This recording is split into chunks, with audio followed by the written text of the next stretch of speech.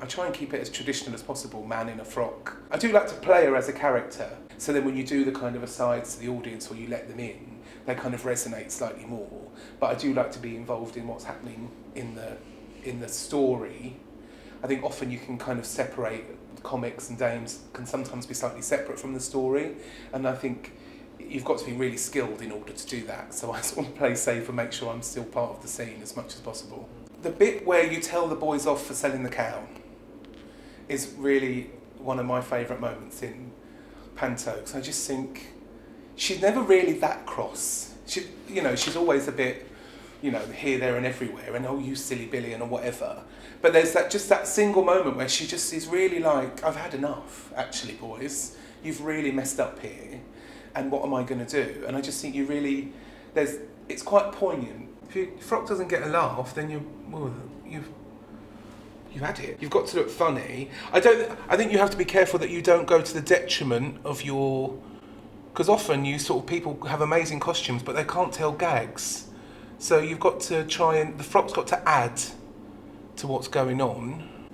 I don't really want to try and look like a lady. I mean, I think I wear false eyelashes, and some people even think that's a bit draggy, but I think it just opens your eyes out. So I wear gloves because I don't obviously wear any nail varnish, and it's a bit lady, and I just sort of do that thing where I think it's kind of clown again. That sort of, and it defines it. You've got a clear shape as well when you've got white gloves on, like what you're doing on stage. Also, sometimes what you find is when you'll do a makeup and you lose your own expression's lost. So you're sort of stuck in this permanent, no matter what you're doing. So you have to try and find a way that you can have the makeup and you can also have your own face. I like wearing the same colour hair because I think the kids recognise it, but also what I really like about it is it looks like she just had her hair done. My first set of costumes were made by prisoners. And if there's any sort of legal in this, my friend worked in a prison at the time. He used to teach women sewing. So we paid them in tea bags and whatsits.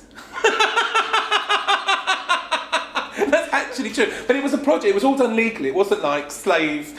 And so the girls did this amazing and I've still got some of those frocks. They were so well made. If you're always an apprentice, you're always looking up to the greats and people that were brilliant and looking why they were brilliant and taking those parts. Because I think you can afford it. I think that you can take from lots of different people, but then it's still, because you're you, it still becomes you. I mean, I generally go for more kind of the Terry Scotts and the Les Dawsons, those kinds of dames, as opposed to the sort of John Inmans and those kind of slightly prettier, let's say. And for me, it was more about the shape of her than the actual character as such, because it was always very Hattie Jakes. Because Hattie, to me, I remember being a kid, and I suppose Dawn French as I got a bit older, but just sort of watching Hattie Jakes and Carry On films and thinking, who is that big lady? She's so funny. I think honour the tradition of it. I think, because when you invest in how other people did it and they did it really well, suddenly it becomes really freeing.